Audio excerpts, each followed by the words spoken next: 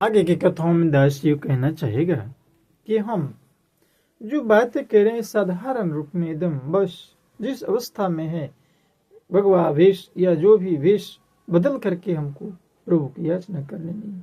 शिव जी ने कहा कि हम संदेह कहीं सुनहि अस अधम नर ग्रस जे मोहे पिशाच अपासंडे हरिपद विमुख जानहि रूठ न सच।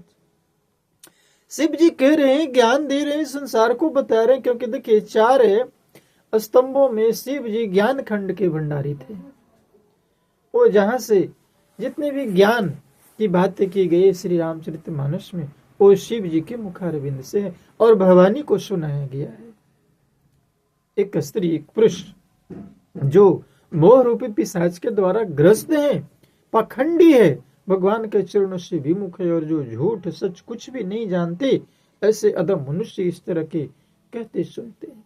जो राम पर, जो ईश्वर पर, जो अल्लाह पर, जो रहीम पर संदेह करते हैं, कृष्ण पर संदेह करते हैं, क्योंकि उजालों पर संदेह किया जा सकता है, कालों पर नहीं। कृष्ण काले समय में आए थे, राम उजाले समय में आए हैं। तो सबके विचित्र कथाओं में परमात्मा ने जो वादा किया है उसके अनुसार निभाते हैं। लाखों तेरे लेख लिखे हैं ग्रंथों वेद कुरानों ने, ध्यान देंगे, आयस गा गा कर हार मान ली लाखों ही विद्वानों ने।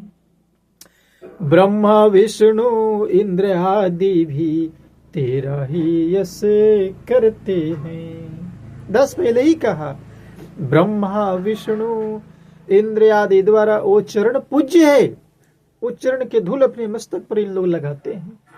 ब्रह्मा विष्णु इंद्र आदि भी तेरा ही यश करते हैं। तीर्थ दया तप संयम मिलकर तेरा पानी भरते हैं।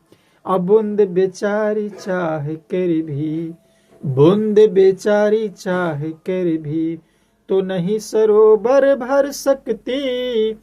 अशक्ति मिलकर सारे जग की यशोगान नहीं कर सकती। लेकिन बूंद बूंद ही तालाब होता है। कब? जब एकत्र हो जाते हैं सारे बूंद एक साथ।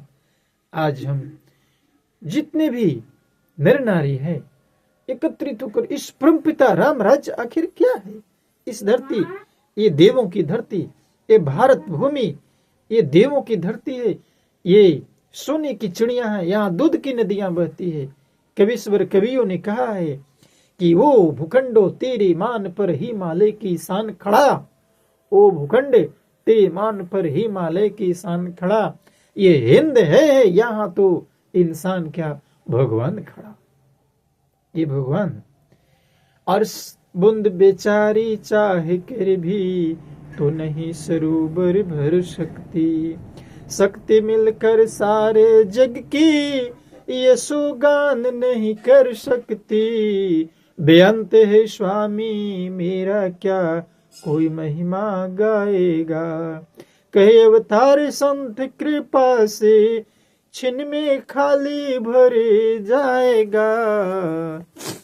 इसलिए शिव जी कहते, अज्ञया को विदयंग्रय भागी, अज्ञया को विदयंग्रय भागी, काई विषय मुकुर मन लागी।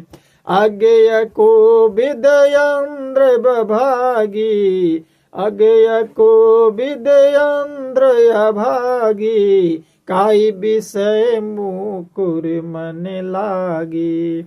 लंपट कपटी कुटिल विशेषी, लंपट कपटी कुटिल विशेषी, सपन हूँ संत सभा नहीं देखी, सपन हूँ संत सभा नहीं देखी। शिव जी कह रहे हैं कि ये संसार है, विचित्र है।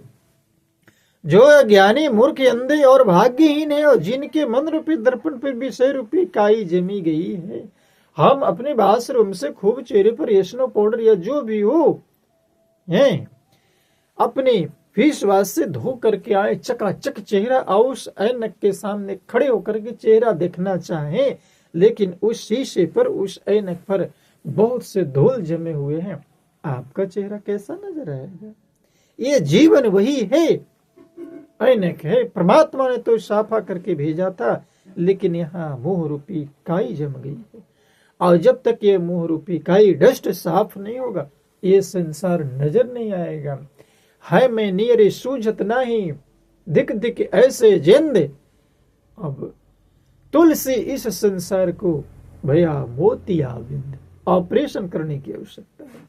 परमात्मा तो खड़े खड़े खंभ में अंग संग तुझको राम विराजे, तेरा ही यश करता है, और इस नेत्र से देख कर भी तेरा ही गुण गाता है। तो इस परमात्मा को जो अंग संग विराजमान है, जो खड़े हैं, उनके देखने के लिए बस ज्योति की आवश्यकता है। और तो अगुण नहीं सगुण नहीं, इसका तो न रूप है न रंग है, रूप रंग है ना कोई रेखा, स्पष्ट है। महर्षियों ने बताया, ऋषियों ने बताया, तपस्वियों ने हमें सौंप करके गया।